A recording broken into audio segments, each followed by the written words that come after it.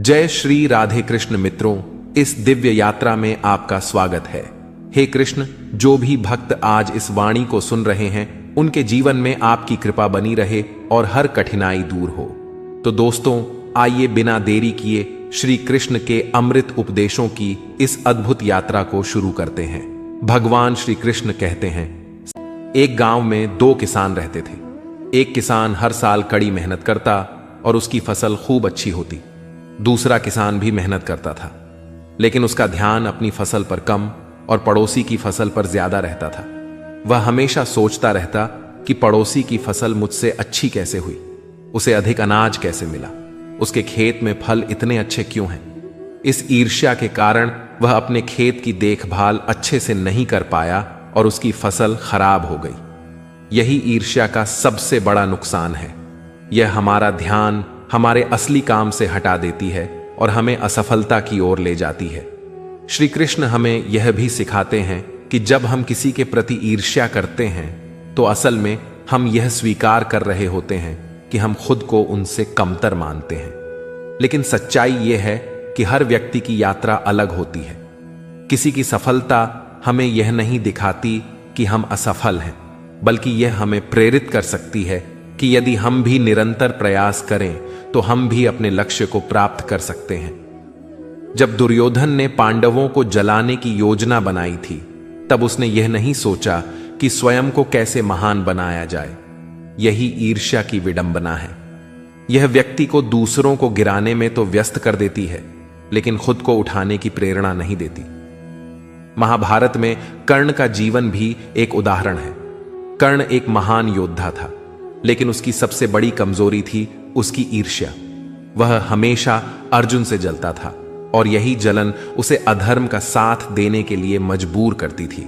यदि उसने ईर्ष्या छोड़कर अपने कौशल को सही दिशा में लगाया होता तो शायद वह इतिहास में महानायक के रूप में याद किया जाता, न कि पराजित योद्धा के रूप में। इससे हमें यह समझ में आता है कि जब हम दूसरों की तुलना में अपना आत्मविश्वास खो देते हैं और ईर्ष्या को अपने ऊपर हावी कर लेते हैं तो हम अपनी पूरी क्षमता का उपयोग नहीं कर पाते। जब हम बिना ईर्ष्या किए अपने काम पर ध्यान देते हैं तो हम सच्चे आनंद और सफलता की ओर बढ़ते हैं। मनुष्य की सबसे बड़ी शक्ति उसका ध्यान केंद्रित करने की क्षमता है। जब यह ध्यान दूसरों की उपलब्धियों की ओर जाता है तो यह ईर्ष्या में बदल जाता है, और जब यह अपने लक्ष्य की ओर जाता है तो यह समर्पण बन जाता है। जो लोग अपने जीवन में सफल होते हैं वे कभी भी दूसरों से ईर्ष्या नहीं करते, बल्कि वे सीखते हैं, खुद को बेहतर बनाने पर काम करते हैं और अपने कर्म को ही पूजा मानते हैं। अपने कर्म को सर्वोच्च मानिए और जीवन को सकारात्मकता से भर दीजिए। जब हम इस दृष्टिकोण से जीवन को देखते हैं तो हर परिस्थिति में सुख और संतोष का अनुभव कर सकते हैं। जब हम किसी की सफलता देखकर जलते हैं तो हम अपनी ही ऊर्जा को नष्ट कर रहे होते हैं। यह जलन हमें अंदर से खोखला कर देती है और हमारे आत्मविश्वास को कमजोर कर देती है। ईर्ष्या करने से ना तो हमारी स्थिति बदलती है और ना ही हमें कोई लाभ मिलता है। इसके बजाय हमें दूसरों की सफलता को देखकर प्रेरणा लेनी चाहिए और यह सोचना चाहिए कि हम अपने जीवन को बेहतर बनाने के लिए क्या कर सकते हैं। जो व्यक्ति दूसरों की प्रगति से सीखता है वह स्वयं भी उन्नति के पथ पर आगे बढ़ता है। श्री कृष्ण हमें यह समझाते हैं कि जब तक हमारा ध्यान बाहरी दुनिया पर रहेगा तब तक हम भीतर की शांति को नहीं पा सकते। जो व्यक्ति अपने कर्म पर ध्यान लगाता है और फल की चिंता नहीं करता, वही सच्चा सुखी होता है। जीवन में हर किसी का समय अलग होता है। अगर आज कोई आगे बढ़ रहा है तो इसका यह मतलब नहीं कि आप पीछे रह गए हैं। आपका समय भी आएगा। बस जरूरी है कि आप धैर्य बनाए रखें और अपने लक्ष्य की ओर बढ़ते रहें। यदि आप दूसरों की सफलता से प्रेरित होकर मेहनत करेंगे तो निश्चित ही एक दिन आपको भी सफलता मिलेगी। ईर्ष्या करने से कहीं बेहतर है कि हम खुद को इतना सक्षम बना लें कि हमें भी वही उपलब्धियां प्राप्त हो जिनकी हम कामना करते हैं। हमें यह समझना चाहिए कि दुनिया में किसी की सफलता हमें रोक नहीं सकती। हर किसी के पास अपनी योग्यता, क्षमता और मेहनत का अवसर होता है। अगर हम समय और ऊर्जा को व्यर्थ की तुलना में लगाने के बजाय खुद के विकास में लगाएं तो हमें आगे बढ़ने से कोई नहीं रोक सकता।